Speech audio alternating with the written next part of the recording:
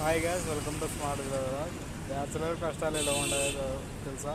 So ఒకసారి అయితే మా ఫ్రెండ్స్ కూరగాయల కోసం మేము వెయిట్ చేస్తుంటే, కూరగాయలు పట్టుకొని వెయిట్ చేస్తుంటే ఒకరేమో బనానా కొంటున్నారు, ఇంకోడేమో చిప్స్ కొనడానికి అయితే అక్కడ వెయిట్ చేస్తున్నారు. సో ఆయనకి చిప్స్ అంటే బాగా ఇష్టం అన్నమాట. బ్యాచులర్ కష్టాలు అయితే ఇలా ఉంటాయన్నమాట. సో వారం సరిపడ సరుకులు అయితే తీసుకోవాలంటే వ్యవస్థమైన ఖర్చు.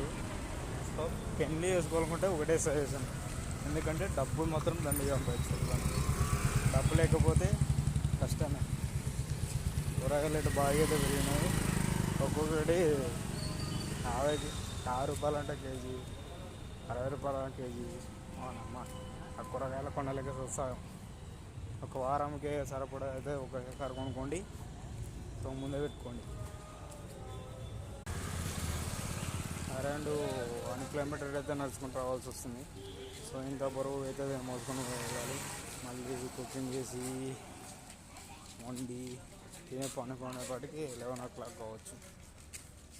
అరే, పెళ్ళి చేసుకున్న పర్సన్స్ ఏదో మీకు దండాను రావు బాబు. మీరు ఎలా లైఫ్ లీడ్ చేస్తున్నారో అని తెలియదు, కానీ ఈ లైఫ్ చాలా బరువు అనిపిస్తుంది.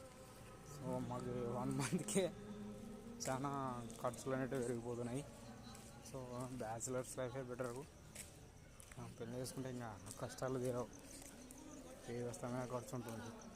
సో మనం సంపాదించిన డబ్బు మొత్తం ఖర్చులకి అయిపోతాయి. ఇందులో సేవింగ్స్ ఏమి ఉండవు. సో ఫస్ట్ అయితే సేవ్ చేసుకోండి, తర్వాత కావాలంటే లైఫ్ లీడ్ చేసుకోవచ్చు. మొత్తానికైతే వచ్చేసాం. బిల్డింగ్ పైకి అయితే పోవాలి. 4వ ఫ్లోర్ మనం అంట. దీనికి లిఫ్ట్ కూడా లేదు. మొత్తానికైతే వచ్చేసాము అనమాట. పైన పెంట్ హౌస్ అనమాట. సో ఇది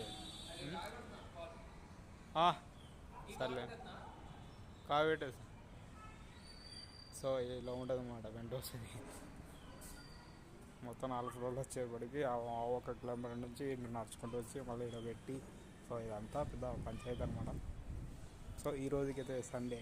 ఈ వీడియో లైక్ చేయండి, సబ్స్క్రైబ్ చేయండి, బెల్ ఐకాన్ టచ్ చేయండి.